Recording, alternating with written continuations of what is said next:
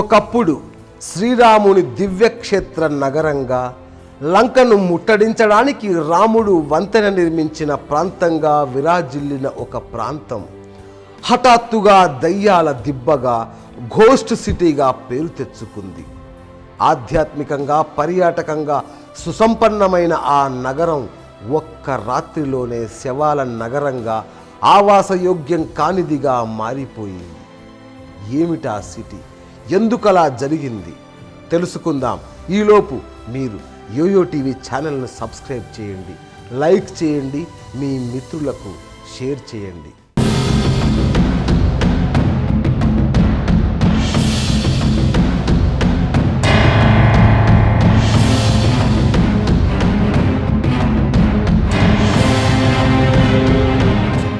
ప్రతి సంవత్సరం మనం ఎన్నో వాతావరణ మార్పులు చూస్తుంటాం. ఎండలకి కొంతమంది పండుటాకుల్లా రాలిపోతుంటారు, చలికి కొంతమంది జీవితం గడ్డ కట్టుకుపోతుంది, తుఫానులకి కొంతమంది ప్రాణాలు నీటిలో కలిసిపోతుంటాయి, సునామీల ధాటికి ఊర్లు కొట్టుకుపోవడం కూడా చూసాం. కానీ ఒకే ఒక్క తుఫానుకి ఒక మధ్య తరహా పట్టణం చరిత్రలో కలిసిపోవడం ఎప్పుడైనా విన్నారా, చూసారా, కనీసం చదివారా? ఇది ఇప్పటి సంఘటన కాదు. ఈ సంఘటన జరిగినప్పటికీ మనలో చాలామంది జన్మించి ఉండరు, కొంతమంది చిన్న పిల్లలుగా ఉండి ఉంటారు. ఆ నగరం పేరు ధనుష్కోటి. చారిత్రాత్మక పట్టణం. స్వామి వివేకానంద 1892లో విదేశీ పర్యటనకు వెళ్ళి 1897లో భారతదేశం తిరిగి వచ్చినప్పుడు ఇక్కడే కాలు మోపారు. మన మాజీ రాష్ట్రపతి అబ్దుల్ కలాం గారు జన్మించిన పట్టణం కూడా ఇదే. ఈ పట్టణం రామేశ్వరం పంబన్ ద్వీపానికి చిట్ట చివరన ఉంటుంది. ఇక్కడ నుంచి శ్రీలంక కేవలం 29 కిలోమీటర్లు. ఇక్కడ నుంచి రాముడు శ్రీలంకకు వెళ్ళడానికి వంతెన ఏర్పాటు చేసుకున్నాడని చరిత్ర చెబుతోంది. ఇక్కడ ఇప్పటికీ ఆ వంతెన తాలూకు అవశేషాల్ని చూడవచ్చు. ఈ వంతెన శాటిలైట్ చిత్రాల్లో కూడా స్పష్టంగా కనబడుతుంది. హిందూ మహాసముద్రం మరియు బంగాళాఖాతం ఇక్కడే కలుస్తాయి. రెండు సముద్రాల మధ్యన వర్ణభేదం స్పష్టంగా చూడవచ్చు. అయితే 1964లో సంభవించిన ఒక తుఫాను ధాటికి ఈ పట్టణం అంతా ఒక్క రోజులో కనుమరుగైపోయింది. అసలు 1964 డిసెంబర్ 22 అర్ధరాత్రికి ముందు ధనుష్కోటి ఎలా ఉండేదో తెలుసా?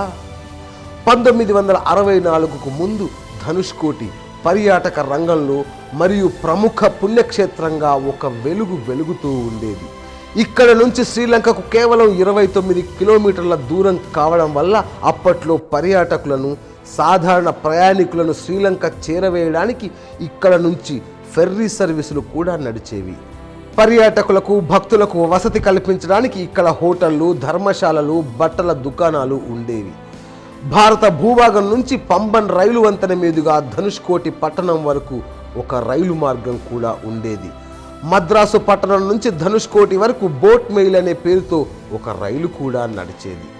అలాగే ఒక చర్చ్, రైల్వే స్టేషన్, రైల్వే ఆసుపత్రి, ఉన్నత విద్యాలయం, పోస్ట్ ఆఫీస్, కస్టమ్స్ మరియు ఓడరేవు కార్యాలయాలు కూడా ఉండేవి. ఇక రామాలయాల గురించి ప్రత్యేకంగా చెప్పవలసిన అవసరం లేదు. నిత్యం పూజలతో కలకల్లాడుతూ ఉండేవి. 1964 డిసెంబర్ 22 అర్ధరాత్రి ఏం జరిగింది? ఆ రోజు దక్షిణ అండమాన్ అంటే బంగాళాఖాతంలో ఏర్పడిన అల్పపీడనం డిసెంబర్ 19కి తుఫానుగా రూపాంతరం చెందింది. డిసెంబర్ 22 నాటికి దాదాపు గంటకు 280 కిలోమీటర్ల వేగంతో ధనుష్కోటి పట్టణాన్ని చుట్టుముట్టింది. దాదాపు 5 కిలోమీటర్ల మేర ఎగిసిపడిన అలలు సముద్ర మట్టానికి కేవలం 2 నుంచి 3 కిలోమీటర్ల ఎత్తులో ఉండే ధనుష్కోటి పట్టణం మీద విరుచుకుపడ్డాయి. అగ్నికి ఆజ్యం తోడైనట్లు అలల ఉద్ధృతికి భీకరమైన గాలులు తోడవడంతో కేవలం అరగంట వ్యవధిలో ధనుష్కోటి పట్టణం అంతా నేలమట్టం అయిపోయింది. కేవలం కొన్ని ప్రభుత్వ భవనాల మొండి గోడలు మాత్రం మిగిలాయి. ఊరు మొత్తం ఇసుక మరియు శవాల దిబ్బగా మారిపోయింది.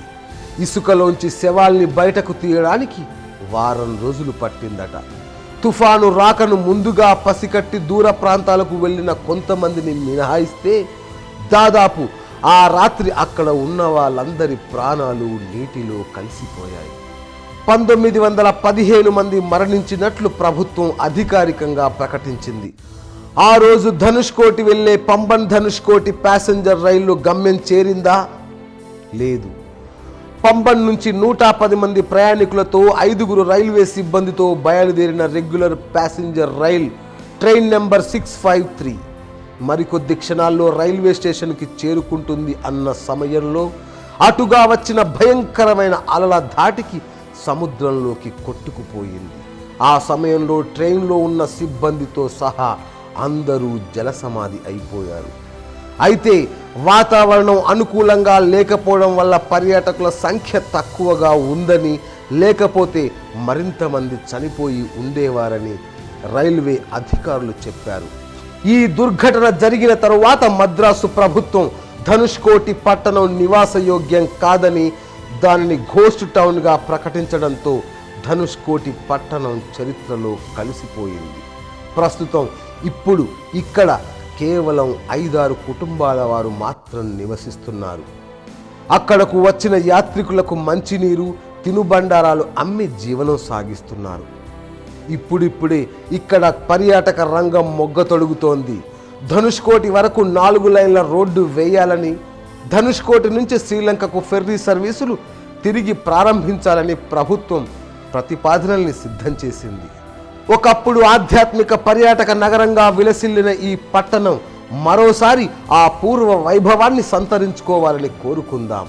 ఘోస్ట్ సిటీని కాస్త పర్యాటకుల రాకతో గెస్ట్ సిటీగా ముస్తాబు చేయాలని కోరుకుందాం. Keep watching YoYo TV. Don't forget to subscribe.